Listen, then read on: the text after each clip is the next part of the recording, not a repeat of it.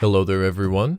Yes, it's time for another episode of Spin Journalism, this time featuring an article from the right-wing side of the political divide. Today, we'll be analyzing a piece from Breitbart entitled, Jackie Mason Rips Congress. No time for healthcare and tax reform votes, but plenty of time for fundraisers. This piece was published on the 30th of April 2017 and begins with a video. Noticeably, this piece does not have the same issues with the title that the piece from the Huffington Post in the last episode had. Let's take a quick look at that now.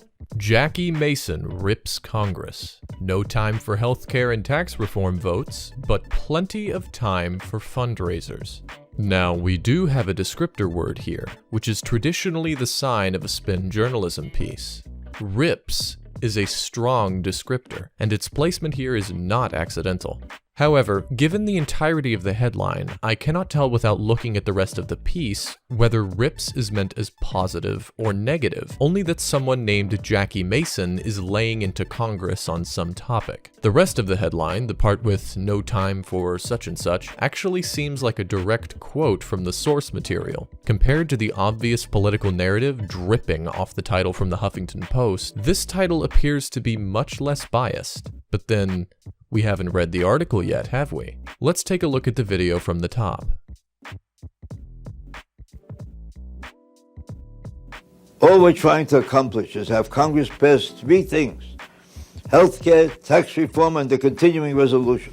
But somehow this is too inconceivable. Somehow this is such an inconceivable difficulty that it's impossible for them to do this. I could see where it's impossible to climb two mountains at the same time, or drive two cars at the same time, or dance with two elephants at the same time. I could see why that's impossible. Or eat a goat cheese sandwich and a chair at the same time.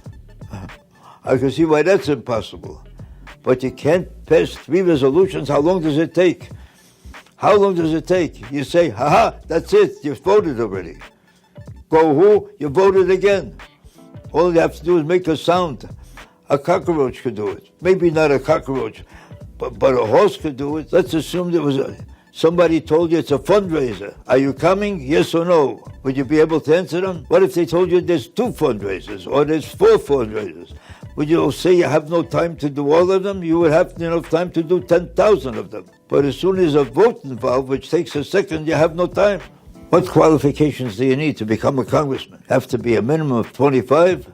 You have to prove you're alive. In other words, I got it. Take a pulse. If it's working, you're a congressman. You know, you have to take a test of some kind to get almost any job in the world. Could you think of any job where you don't have to prove in some way that you're qualified for this job? Even if you want to become a barber. Do you know there's a state test to become a barber? A state test for a barber. In other words, in this country, they protect you from a bad haircut. But if you want to run the country, they take any schmuck in the world. Do you know that even a plumber has to take a state test? Do you know you have to take a state test to become a plumber? Why do you think the toilets in this country are working perfectly? But the government is full of... You know what I'm talking about. The people who run this government. You know how it works? They don't care what happens because they get paid. Whether this country runs or caves in, no matter what happens, they get the same pay. The same pay no matter what happens. You know what I say? Put them on commission. And by the way, everybody is sitting around in great fear about the possibility that they may have to shut down the government. Want me to let you in on a secret? I hope they shut down the government. At least it'll mean they finally got something done. So basically, it's comedian Jackie Mason making a point about Congress not being able to get anything done. It's relatively amusing, and I certainly don't begrudge a comedian a good joke about an ineffective government, but let's move on to the article. In these trying times, Jackie Mason is the voice of reason. Alright, the first sentence in, I'm already seeing bias. The idea of showcasing a person's statements in the field of journalism is to let their statements stand for themselves, not make an assumption at the top of the article that everything they said was correct. In this week's exclusive clip for Breitbart News, Jackie questions why lawmakers can't seem to get the three things Americans want most: healthcare, tax reform, and the continuing resolution, passed once and for all. First, I'm going to need a citation that healthcare, tax reform, and continuing resolution are the three things that Americans want most from their government. The closest data I could find pertaining to this issue is a Gallup poll outlining the issues considered most important by the American people, which I'm going to show here. As you can see, the poll indicates that terrorism and national security, the economy, and employment and jobs were the top three issues, not healthcare, tax reform, or the continuing resolution, though I suppose one could argue that tax reform falls into the economy category. Additionally, the prospect of them being passed once and for all is decisively unlikely. I very much doubt our legislature is stable enough to pass only one bill on each topic and have it stand until the end of time. I could see where it's impossible to climb 2 mountains at the same time, or drive 2 cars at the same time, or dance with 2 elephants at the same time. But you can't pass 3 resolutions at the same time? How long does it take?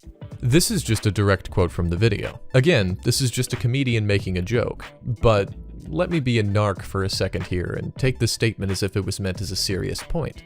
The argument from disbelief is by definition logically fallacious, and the 2 questions at the end of that passage are textbook examples of this kind of argument. Now, that doesn't make this argument wrong per se, but it does mean that he hasn't necessarily proven his case. And, to be frank, it's not like this was a salient political point in the first place. This was merely intended as a joke. Let's assume somebody said it was a fundraiser. Are you coming? Yes or no? Would you be able to answer them? What if they told you that there's 2 fundraisers or 4 fundraisers? Would you say that you have no time to do all of them? You would have time to do 10,000 of them, but as soon as a vote is involved, which takes a second, you have no time. Well, this is just hyperbolic for the sake of humor. Again, statements from a comedian are not to be viewed as salient political points. I'm sure everyone is aware that the people in Congress do not participate in 10,000 fundraisers, nor do votes take 1 second. Jackie also wonders about the qualifications needed to become a congressman. If you want to become a barber, you know there's a state test to become a barber? In other words, in this country, they protect you from a bad haircut, but if you want to run the country, they'll take any schmuck in the world. Even a plumber has to take a state test. Why do you think all the toilets in this country are working perfectly, but the government is full of... well, you know what I'm talking about. Amusing, but there is a reason there are no tests. To ensure that anyone could be elected given enough public support, and that's a very important thing. Suppose there were a test in place that determined whether or not someone was capable of being in government. Who exactly administers this test? Wouldn't it have to be the current administration? In this scenario, it would be politically expedient for the current administration to design the test in such a way that their ideologically opposed political enemies failed the test, and their political allies would pass. This would obviously represent a severe conflict of interest and erode the foundations of our democracy. Sadly, Jackie says things will never change because lawmakers make the same amount of money whether the country is running or not. And despite all the fear of a government shutdown, Jackie thinks it could actually be a good thing. Check out the video above to see why. In the video, he specifies that it might be a good thing for the government to shut down because it means they finally got at least something done. This is meant as a joke, I'm sure, not as a serious position. Additionally, he complains that things will never change because the people in government make the same amount of money regardless of whether the country is running well or not. This is not necessarily true though, because there is an important incentive in place for them. If they do not perform well at their job, they will be voted out of office and make no money from the job.